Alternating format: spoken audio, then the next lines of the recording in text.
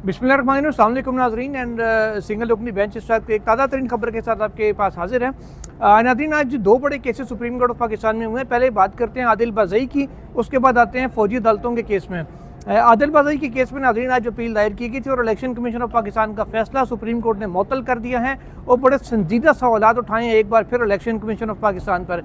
इस दौरान मखसूस नशिस्तों का भी मामले का भी तज़किरा हुआ, उसकी तफसील भी पूरी आपको बताते हैं। हुआ ये कि जो आदिल बाज़ई के वकील थे तैमूर असलम, उनकी जानिब से दलाइल का आगाज़ किया गया और अदालत को बताया गया कि इलेक्शन कमीशन ऑफ पाकिस्तान में जो बयान हल्फी हैं वो बेसिकली तीन हैंड राइटिंग्स थी।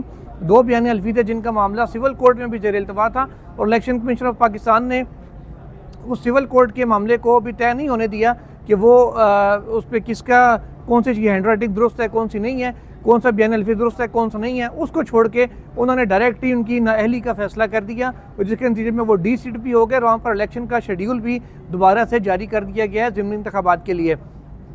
इस पर सुप्रीम कोर्ट ऑफ पाकिस्तान ने कहा कि election commission of Pakistan, justice Aqeel Abbasi ने कहा कि इलेक्शन कमीशन ऑफ पाकिस्तान कहने को तो बहुत आज़ाद इदारा बनता है, एक दफ़ा आदिल बाज़ई को बुलाकर पूछ ही लेता कि क्या ये दस्तखत उनकी हैं या नहीं है। इलेक्शन कमीशन ने सिरे से कोई इंक्वायरी ही नहीं की इस मामले की और एक रुकन असम्बली को उठा के डी सीट कर दिया।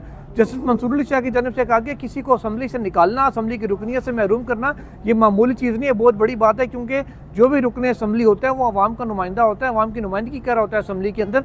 तो ये बेसिकली उस हल्के को अनरिप्रेजेंटेड करने वाली बात होती है, जिसके लिए मामूली सी छोटी सी चीज़ के ऊपर नहीं किया जा सकता जब तक प्रॉपर जो प्रोसीजर है, प्रॉपर जो रूल्स हैं उनको फॉलो ना किया जाए। जस्टिस आयशा मलिक साहिबा की जानिब से भी यही नुकता उठाया गया कि इलेक्शन कमीशन ने सिरे से कोई इंक्वायरी क्यों नहीं की, बगैर इंक्वायरी के किस अंदाज में उसने ये इतना बड़ा फैसला कर दिया। अदालत को ये बताया गया कि आदिल बाज़ई के जो दो बयान हल्फी थे उनमें से एक के ऊपर उनके दस्तखत नहीं थे, एक के दस्तखत को वो ऑन करते हैं जो उन्होंने पाकिस्तान तहरीक इंसाफ के लिए जमा करवाया था। जो मुस्लिम लीग नून का उनका बयान हल्फी है उसको वो ऑन नहीं करते, उस पर दस्तखत भी डिफरेंट है, हैंड राइटिंग भी टोटली डिफरेंट है। लेकिन इलेक्शन कमीशन ऑफ पाकिस्तान ने इस बात को तस्लीम नहीं किया, ना इसकी कोई इंक्वायरी करवाई, बल्कि जो रेफरेंस आया था कौमी असम्बली की में स्पीकर की जानिब से भेजा गया था मुस्लिम लीग नून के सदर नवाज शरीफ के कहने पे, उसको मंजूर कर लिया और आदिल बाज़ई को डी सीट कर दिया गया था। अब सुप्रीम कोर्ट ऑफ पाकिस्तान ने इलेक्शन कमीशन का वो फैसला मुअत्तल करके आदिल बाज़ई की जो रुकनीत है कौमी असम्बली की उसको बहाल कर दिया है और रुकन असम्बली बहाल होने के साथ ही साथ इलेक्शन कमीशन ऑफ पाकिस्तान को बाज़ाब्ता नोटिस जारी करके सुप्रीम कोर्ट ने आइंदा समाज पर उनसे दलाइल भी तलब कर ली हैं। जस्टिस मंसूर अली शाह इस बेंच के सरबराह थे, जस्टिस अकील अहमद अब्बासी और जस्टिस आयशा मलिक साहिबा इस 3 रुकनी बेंच का हिस्सा थी, जिन्होंने आज सुबह इस केस को सुना 9:30 बजे और इस केस पे जो हुक्म इम्तना है वो जारी किया। नॉर्मली होता यही है कि इंतखाबात के जो केसेस होते हैं, जब किसी रुकन असम्बली को डी सीट किया गया हो तो उसको फौरी तौर पर हुक्म इम्तना दे के बहाल किया जाता है, ताकि आइंदा जब दूसरा फरीक आए, इलेक्शन कमीशन आए, तो उनके जो दलाइल हैं उनको सुना जा सके और दलाइल सुनने के बाद तब भी उसके ऊपर जो बाज़ाब्ता जो फैसला है वो जारी किया जा सके। अच्छा, इसी तरह नाज़रीन फिर आगे अगर चलें तो बात आती है फिर मिलिट्री कोर्ट्स की। उसमें आज बड़ा इंटरेस्टिंग काम हुआ। इसमें जो हसन नियाज़ी के वालिद हैं हफीज़ुल्लाह नियाज़ी, वो खड़े हुए। सबसे पहले चले सीक्वेंस वाइज चलते हैं। सबसे पहले तो सुप्रीम कोर्ट ऑफ पाकिस्तान ने अपने ही साबिक़ चीफ जस्टिस जवाद अस ख्वाजा को 20,000 रुपये जुर्माना आयद कर दिया। जवाद अस ख्वाजा साहब की जानिब से इस्तदा ये की गई थी, तहरीरी दरख्वास्त थी उनकी कि जब तक 26वीं तरमीम का फैसला नहीं हो जाता, आइनी तरमीम जो बेंच है वो मिलिट्री कोर्ट्स के केस का फैसला ना करे। इसमें जो उनके वकील थे ख्वाजा अहमद हुसैन, उनकी जानिब से मौक़िफ़ अपनाया गया था कि जो जजेज इस वक्त बेंच में बैठे हैं, जजेस की जानिब से कहा गया वही जजेस हैं जो पहले भी बैठे थे, सिर्फ एक जस्टिस शाहिद वहीद नहीं है, उनकी जगह वो दूसरे जज बैठे हुए हैं। बाकी तो मोर और लेस बेंच तो सेम है। प्रैक्टिकली बात भी ये थी, बेंच सेम था, लेकिन उन्होंने ये कहा कि पहले आपको बिठाया गया था supreme court practice and procedure committee की जानिब से, अब आपको तैनात किया है, बिठाया गया है जुडिशल कमीशन की जानिब से, जिसमें एग्जेक्टिव की अक्सरियत है। इसलिए अगर 26वीं तरमीम कल खत्म हो गई तो तमाम जो इक़दाम हैं उसके नतीजे में होने वाले वो नल एंड वाइड हो जाएंगे, वो ख़त्म हो जाएंगे। लिहाजा पहले 26वीं तरमीम का फ़ैसला कर लिया जाए, बजाय इसके कि आप एक फ़ैसला ले लें, काम कर लें, उसके बाद उसको नल एंड वाइड करार दे दिया जाए।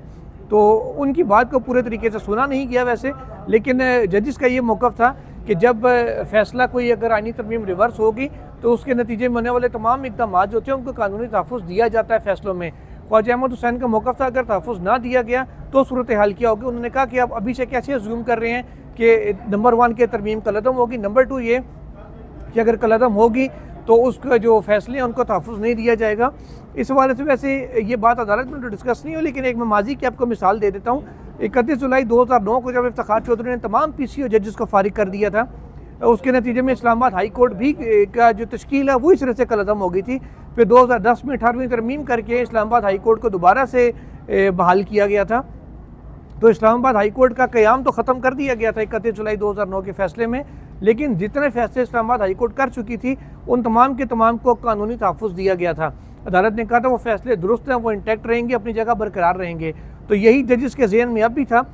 उसके बाद जजेस ने आपस में मुशावरत की और जमाल मंदोखेल साहब ने कहा कि अगर आप अदालत का, सुप्रीम कोर्ट का दायरा इख्तियार तस्लीम नहीं करते तो फिर अदालत से चले जाएँ, फिर यहाँ पे आर्ग्यू ना करें, हमारे सामने पेश भी ना हो।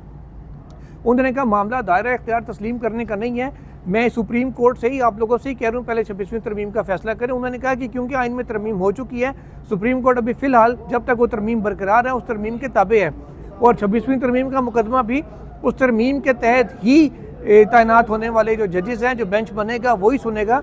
वो अगर फैसला करे कि तरमीम दुरुस्त नहीं है तब बात अलग होगी, अदरवाइज़ तब तक तो उसी तरमीम के तहत ही सारे मामला चलेंगे। उस तरमीम से अदालत हट नहीं सकती या उसके ऊपर अमल दरामद करने से इनकार नहीं कर सकती। जो भी कानून फील्ड में होता है उसके ऊपर अमल दरामद ज़रूरी होता है, अनलेस के उसको ख़त्म कर दिया जाए या सस्पेंड कर दिया जाए।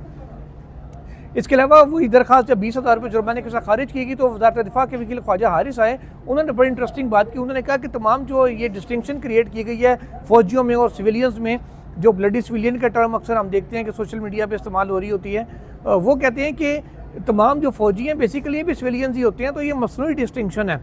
तो फिर उन्होंने कहा कि जो ट्रायल है, दो के तरह के सिविलियंस हैं जिनका ट्रायल जो है मिलिट्री अदालत में हो सकता है।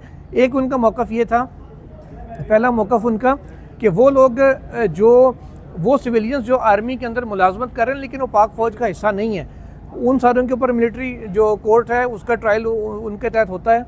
दूसरा उन्होंने कहा वो लोग जो किसी फ़ौजी को, एहलकार को किसी जुर्म के ऊपर उकसाते हैं, जुर्म में शायद शरीक होते हैं या उकसाते हैं खाली, वो भी फ़ौज, उनका ट्रायल भी फ़ौजी अदालत में होगा।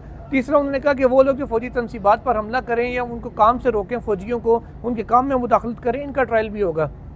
जस्टिस जमाल मंदोखेल ने कहा कि फ़ौजियों को काम से रोकने पे या उनके काम में मुदाखलत करने पे जो सेक्शन अब पढ़ के सुना रहे आर्मी एक्ट की 2D1, 2D2, उन्होंने कहा ये तो ताज़ीरात पाकिस्तान में भी मौजूद है और इसके तहत जो ट्रायल ताज़ीरात पाकिस्तान के तहत होता है वो वैसे भी आम अदालतों में होता है। जस्टिस नईम अख्तर अफगान ने पूछा कि क्या इंसदाद दहशतगर्दी की अदालतों ने कोई बाज़ाब्ता वजूहात पर मुश्तमिल तहरीरी हुक्मनामा जारी किया था जिसके तहत तमाम जो सिविलियंस हैं उनकी कस्टडी फ़ौजी हुकाम को दी गई थी, या सिर्फ एक ज़ुबानी हुक्म था।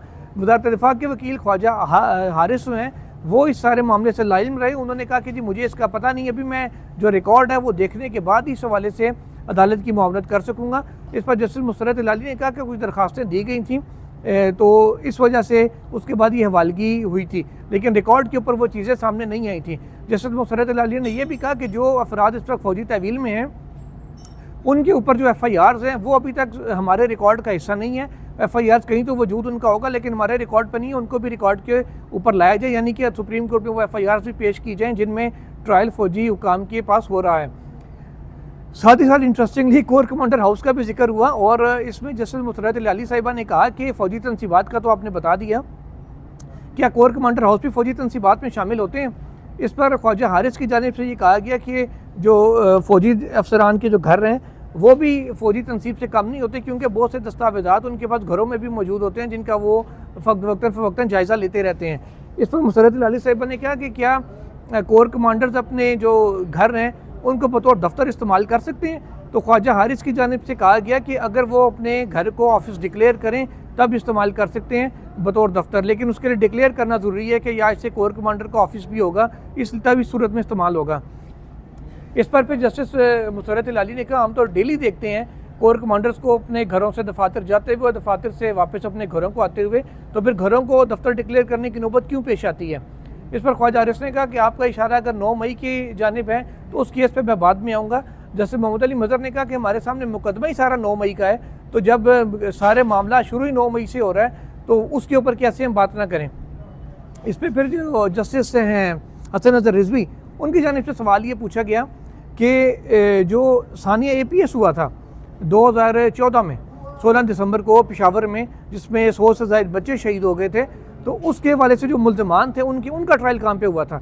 इस पर additional attorney general Aamir Rahman की जानिब से अदालत को बताया गया कि उनके लिए आइन में तरमीम की गई थी, 21 तरमीम हुई थी, फ़ौजी अदालतों का क़याम हुआ था और उन सब का ट्रायल जो फ़ौजी अदालतें हैं उनके अंदर हुआ था।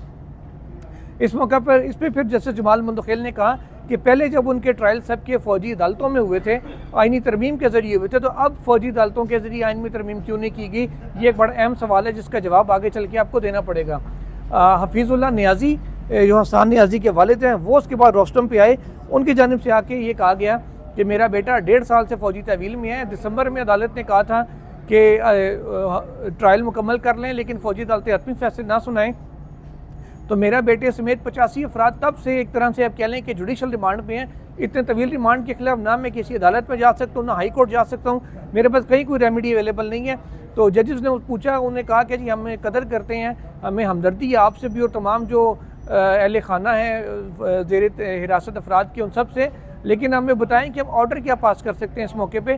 हम तो यही कर रहे हैं कि डेली बेसिस पे केस को सुनेंगे और इसी हफ्ते में कोशिश करेंगे चंद दिन में इसका फैसला भी कर दें, हम जल्द से जल्द आपके लिए यही कर सकते हैं। इस पर उन्होंने कहा कि आप मुल्ज़मान को या तो फ़ौजी अदालतों को कहे कि फ़ैसले सुना दें ताकि हम उनके खिलाफ अपीलें कर सकें, या फिर उनको जेलों में मुंतकिल करने का हुक्म दे दें। तो अदालत ने मुल्ज़मान को जेलों में हुक्म मुंतकिल करने की इस्तदा मुस्तरद कर दी। फिर आमिर रहमान खड़े हुए एडिशनल अटॉर्नी जनरल, उन्होंने मौका दे के चौका मारने की कोशिश की। उन्होंने कहा कि जो फ़ौजी अदालतें हैं उनको या तो हमें ऑर्डर दे दें कि हम उनके जो महफूज शुदा फ़ैसले हैं वो सुना दें, क्योंकि ट्रायल मुकम्मल है, सब के अब सिर्फ फ़ैसले सुनाने हैं। तो अगर हम उनके फ़ैसले सुना देते हैं तो फिर इन सब के पास रेमेडी होगी, कानून के मुताबिक वो अपने अपील का हक जहाँ पे भी कानून में बनता है वहाँ पर जाकर इस्तेमाल कर सकेंगे। इसके ऊपर जस्टिस मुसरत लाली साहिबा ने कहा, अदालत ने इस्तदा उनकी भी मुस्तरद कर दी फैसला सुनाने की इजाज़त देने की। जस्टिस मुसरत लाली साहिबा ने कहा, अगर हम फ़ौजी अदालतों को ये कह देते हैं कि मुल्ज़मान के फ़ैसले सुना दें, तो दरअसल हम फ़ौजी अदालतों का दायरा इख्तियार तस्लीम कर रहे होंगे, जो इस मौके पर हम नहीं करना चाहते। ये सारी कार्रवाई हुई, जिसके बाद हफीज़ुल्लाह नियाज़ी साहब ने दोबारा बोलने की कोशिश की। उन्होंने कहा, मैं एक बाप हूँ, काइंडली मुझे एक बाप की हैसियत से देखें, मैं कानूनी मुशगाफिया नहीं जानता, तो मेरी दरख्वास्त को सुने, मैं जो इस्तदा कर रहा हूँ उसको उस अंदाज में देखें कि मैं कोई वकील नहीं हूँ। जस्टिस मीनुद्दीन खान की जानिब से उनकी सरजनिश की गई और कहा गया, खामोश रहने का कहा उनको, और कहा गया हफीज़ुल्लाह नियाज़ी को, क्या इसका मतलब ये है कि सिर्फ आप ही बोलते रहें अदालत में और कोई नहीं बोलेगा? साथ ही उन्होंने अदालती अमले को कॉल की कि जी अगला केस कॉल करें ताकि हम अगले केस नंबर 2 जो है उसकी समाअत कर सकें। उसके बाद जस्टिस मोहम्मद अली मज़हर ने कहा कि ख्वाजा हारिस को कहा कि आप अपनी जो फार्मूलेशंस हैं, जो तहरीरी मारूज़ात हैं, वो अदालत के अंदर जमा करवा दें ताकि इस उनको देख के आपके जो आर्गूमेंट्स हैं उनको आगे बढ़ाया जा सके। अब कल तक समाअत को मुलतवी किया गया है और कल दोबारा से इस केस की समाअत होगी और जो ख्वाजा हारिस हैं, वज़ारत दिफा के वकील हैं, वो अपने दलाइल जारी रखेंगे, जिसके बाद शोहदा फोरम जो बलूचिस्तान का उनके दलाइल होने हैं और दीगर जो पंजाब हुकूमत है, पंजाब हुकूमत के वकील अपने दलाइल देंगे, अटॉर्नी जनरल ऑफ पाकिस्तान के दलाइल होंगे। इसके अलावा जो हुकूमत है इस वक्त बलूचिस्तान की, उनकी जानिब से भी दलाइल दिए जाएंगे। वो कभी इम्कान है कि ख्वाजा हारिस के दलाइल को ही अपनाएं, इसलिए ज़्यादा लंबा नहीं चलेगा। अगर ख्वाजा हारिस कल अपने दलाइल 1.5 घंटे में मुकम्मल कर लेते हैं, जिसका इम्कान नज़र नहीं आ रहा, तो फिर कंक्लूजन की तरफ मामला जा सकता है। उसके बाद फिर मामला जाएगा जो रिस्पोंडेंट्स के वकील हैं, यानी कि जवाद ख्वाजा के वकील ख्वाजा अहमद हुसैन अपने दलाइल देंगे, एतजाज़ हसन के वकील लतीफ़ खोसा अपने दलाइल देंगे, सलमान हकम राजा दलाइल देंगे और इसी हफ्ते के अंदर अंदर जुमे तक इम्कान है कि प्रोसीडिंग कंक्लूड हो जाएगी और कोई ना कोई मुख्तसर हुक्मनामा भी इस हवाले से आ सकता है। मज़ीद तफसीलात और इस पर अभी सिर्फ खबर दी है आपको तज्जिया तबसरे के लिए कि बेंच का आउटकम क्या नज़र आ सकता है। 3 रुकनी बेंच आपके पास कुछ देर में हाजिर होगा। टिल देन अल्लाह हाफ़िज़।